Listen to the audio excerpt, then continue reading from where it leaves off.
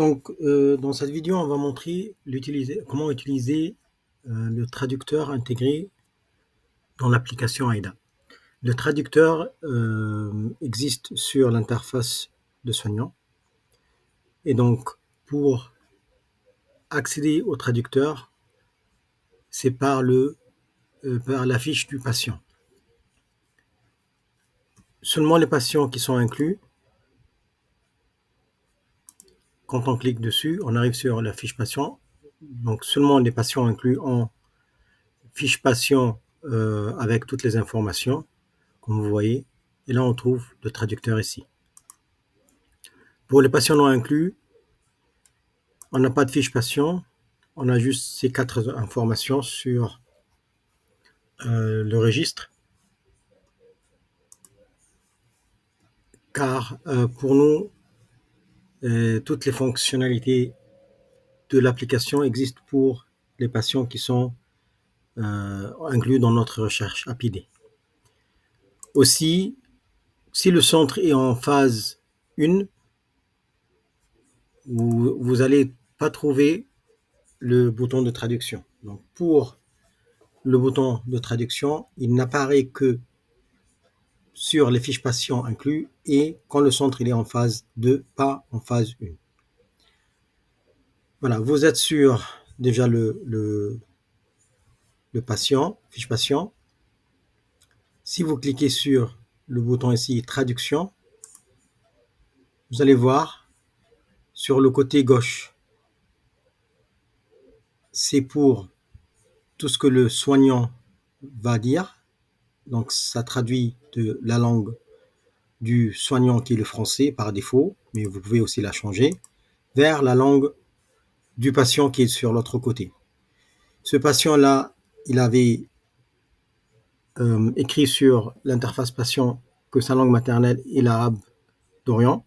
Donc, quand vous allez ouvrir le traducteur, ce sera par défaut pour le patient sur arabe d'Orient, mais vous pouvez aussi le changer.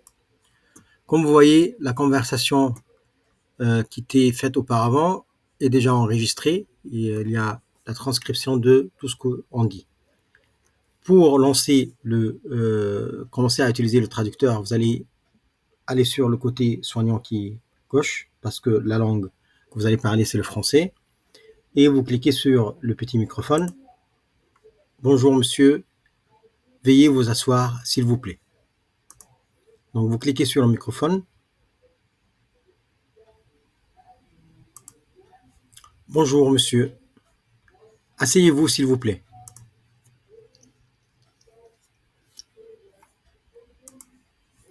Asseyez-vous, s'il vous plaît.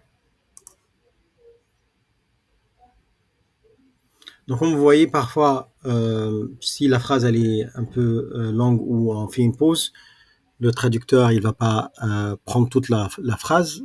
Mais par contre, vous pouvez toujours vérifier c'est quoi qui a été traduit parce qu'il y a toujours la transcription de ce que vous venez de dire. Donc là, j'ai dit bonjour monsieur, asseyez-vous s'il vous plaît. Et la traduction en arabe, elle est juste au-dessous. Là, vous pouvez montrer l'écran ou la tablette selon si l'interface soignant elle est ouverte sur votre écran ou sur une tablette et montrer au patient ce que vous venez de dire. Donc ça c'est la traduction en arabe de bonjour monsieur et la traduction en arabe de asseyez-vous s'il vous plaît. Ou vous pouvez lancer aussi le son pour que faire parler l'application et que le patient entend en arabe la traduction, comme ceci. اجلس من فضلك. Donc là, ça dit en arabe, asseyez-vous s'il vous plaît. Comment puis-je vous aider aujourd'hui?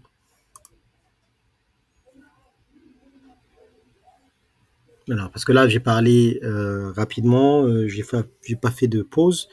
Je peux vérifier que toute la phrase elle a été prise et la traduction c'est effectivement en arabe. Comment je peux vous aider aujourd'hui? كيف يمكنني مساعدتك اليوم؟ De l'autre côté, le patient, lui, quand il va parler arabe ou autre langue, il faut juste être sûr que la langue qu'il parle, c'est la langue qui était choisie là. Normalement, par défaut, c'est le cas. Et donc, vous pouvez passer la tablette au patient pour que lui, il parle. Et donc là, il va parler, il va dire par exemple qu'il demande de conseils sur les méthodes de contraception. أتمنى أن أعرف بعض المعلومات عن وسائل منع الحمل.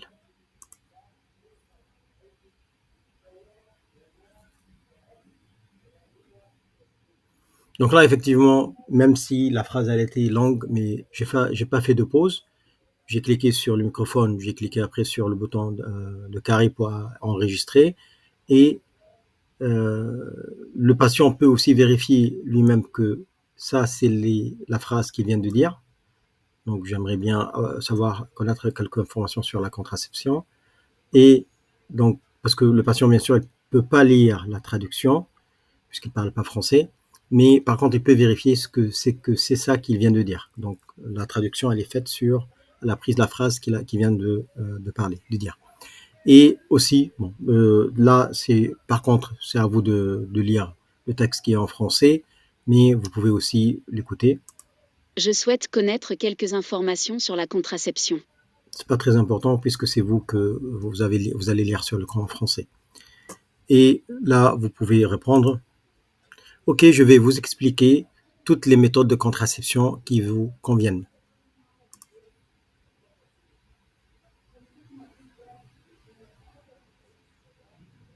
حسناً، سأشرح جميع وسائل منع الحمل المناسبة لك.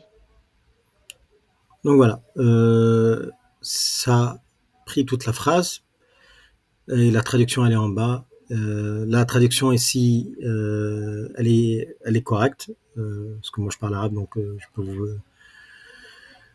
peux vous vérifier.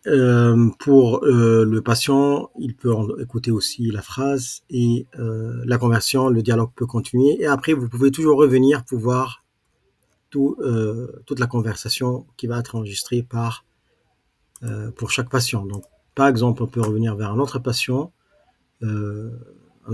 qui parle anglais, par exemple.